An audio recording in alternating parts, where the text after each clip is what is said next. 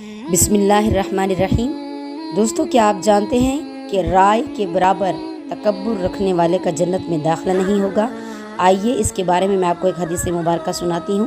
حضرت عبداللہ بن مسعود رضی اللہ تعالیٰ عنہما نبی کریم صلی اللہ علیہ وآلہ وسلم کا یہ فرمان نقل کرتے ہیں کہ جس شخص کے دل میں ایک ذرے کے وزن کے برابر بھی تکبر ہوگا وہ شخص جنت میں داخل نہیں ہوگا۔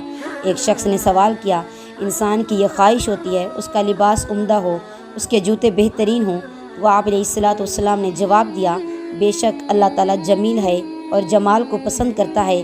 تکبر یہ ہے حق کا انکار کیا جائے، دوسروں کو حقیر سمجھا جائے۔ اللہ رب العزت سے دعا ہے اللہ تعالیٰ ہمیں تکبر کرنے سے بچائے اور ہم سب پر اپنی رحمت نازل فرمائے۔